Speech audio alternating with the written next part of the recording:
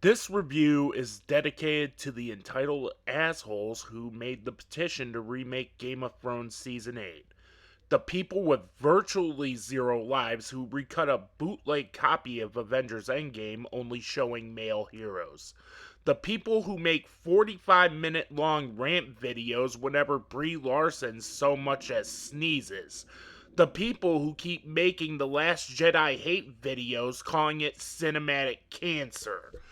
I just spent 98 minutes and 7 laugh-free seconds of my life watching Loqueesha. What is Loqueesha, you ask? Well, it's the heartwarming story of a middle-aged white man who puts on a stereotypical ghetto accent and dispenses advice over the radio. So take your entitled petitions, rant videos, an 85-minute long males only cut of Avengers Endgame and shove them up your asses! Loqueesha comes from the mind of writer/director/star Jeremy Seville. He is best known for playing husband on one episode of Modern Family. Nobody important, just husband. This isn't his first rodeo as writer/director/star. He wrote, directed, and starred in The Test, a film in which an insufferable asshole puts his fiancée through a bunch of stress to see if she is marriage material. Loqueesha was released straight to Amazon Prime due to, quote, high demand, unquote. I've sat through Hillary's America. I've sat through the 50 Shades trilogy. I've sat through Bad Santa 2. I've sat through Chips. I sat through fucking Holmes and Watson. I sat through fucking Dirty Dancing 2017. I can confidently say that Loqueesha is the worst movie I've ever seen since That's My Boy. Even worse than Dirty Dancing 2017 or Holmes and Watson. I only have 2 minutes of footage to play with, so I am going to put forth little effort into this review. About as much effort as Jeremy Seville put into this film. When I think of film that was made by a man who trolls school shooting survivors is a slightly better film than Loqueesha, you know I am about ready to roast this piece of shit. You know you are in for a shitty movie when the film can't decide on Times New Roman or impact font in its opening titles. Within the first 5 minutes, writer/director/star Jeremy Seville's Joe is an unsympathetic asshole. He calls his forced, 10 years younger black love interest stupid. He uses a mock Indian accent and suggests that his ex-wife should get a sex change. Oh, and he's got to pay for his son's private school tuition. Hashtag first world problems. Loqueesha is a middle-aged white man's failed stand-up act on affirmative action gone horribly wrong. How did this hack even get attention? This shit wouldn't even be funny on Bob and Tom. Anyway, our main character, Joe, get it? Works as a bartender who delivers fortune cookie level advice to his customers and they eat it up.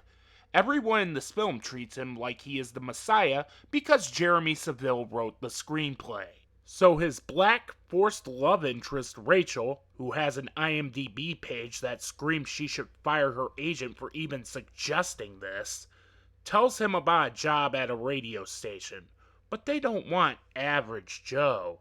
He wakes up to a poorly green-screened minstrel show and creates Loqueesha. The white radio station managers eat it up. Here's the thing about Loqueesha.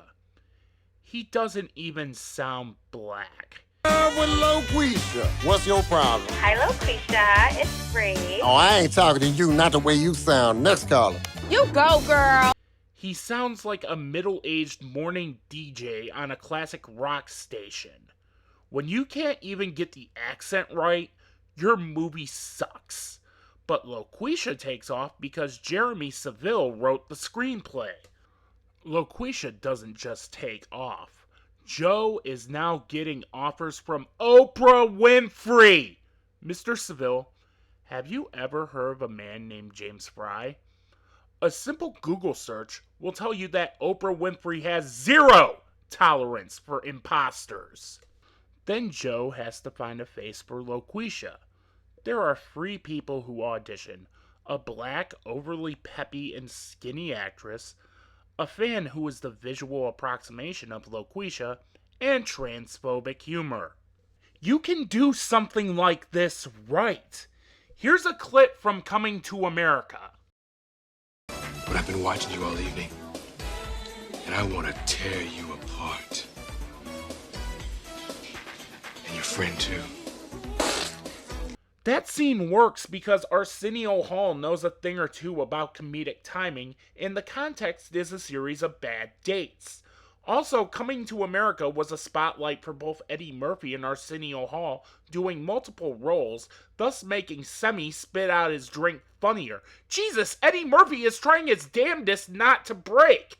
Meanwhile, Jeremy Seville dresses up a guy in drag just for cheap shock humor.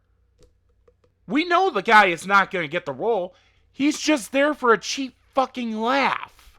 So let's talk about the joke that this asshole found so hilarious that he made this the stinger joke. On a bridge above the river, and I'm gonna jump. But thanks for calling. Enjoy your jump. Loqueesha is asked to talk somebody down from a ledge. He does it, but not without urging her to jump for a straight minute. Suicide jokes are the lowest form of comedy to me. There are people who fight to put on a happy face every day.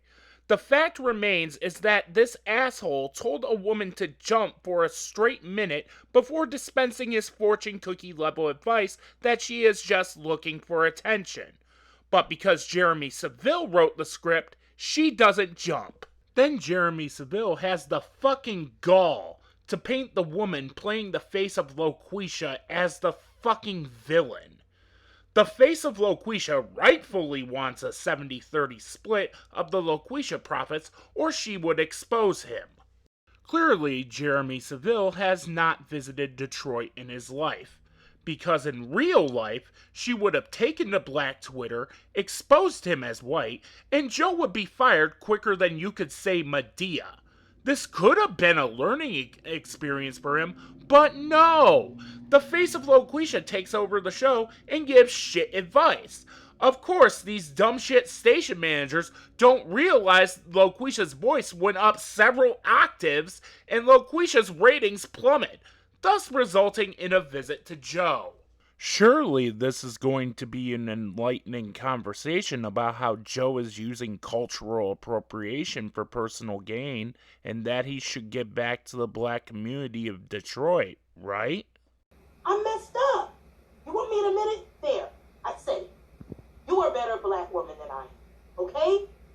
What? You are a better black woman than I am. You are a better black woman than I am. Excuse me? A baking powder? Go fuck yourself, asshole! The goal of this man to have a black woman say this line to his face! It was never about race or gender or fame or fortune.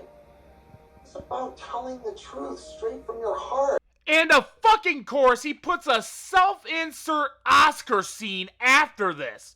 No, you don't deserve a fucking Oscar scene after having her utter that line. Fuck you! You would figure that given this is set in Detroit, Joe would be murdered in cold blood. But no. After being confronted by his black forced love interest, she ultimately forgives him. Joe goes to the dumbass station managers to confess that he is Loqueesha, and they take a vote to the listeners to see if they like Joe or Loqueesha better, in which the city of Detroit deem it a tie. Let me reiterate, the city of Detroit gives this a tie! So he didn't learn anything from this experience and gets to have it both ways, living happily ever after as both Joe and Loqueesha. The end. My favorite YouTuber, Todd in the Shadows, has a saying: I define bad as the absence of good. I'm not someone who gets easily offended, but this garbage is now officially the second worst movie I have ever seen in my entire life, behind only That's My Boy. If I saw this theatrically, I would have walked out, even if it was in Phoenix theaters. Loqueesha is basically a middle aged white man going on an I'm not racist, but spiel for 98 minutes. There is literally nothing good about Loqueesha. I didn't even talk technical terms with this. My kit lens can shoot a better movie than this. There is piss poor, obvious ADR in this movie, as evidenced by the 2 clips I showed you from my TV. I made it a point to watch Loqueesha because I'm getting sick and tired of people shitting on movies and TV shows that didn't go their way. Your fan theories for Game of Thrones and Star Wars are ruined? Good. Watch this piece of shit and get back to me on why you think Game of Thrones Season 8 and The Last Jedi are terrible. Because at least Game of Thrones Season 8 and The Last Jedi tried. At least they put forth an actual effort. Loqueesha didn't. Call me a libtard, SJW cuck virtue signaler all you want, but Loqueesha sucks! You already know what the star rating is. And may God have mercy on its soul.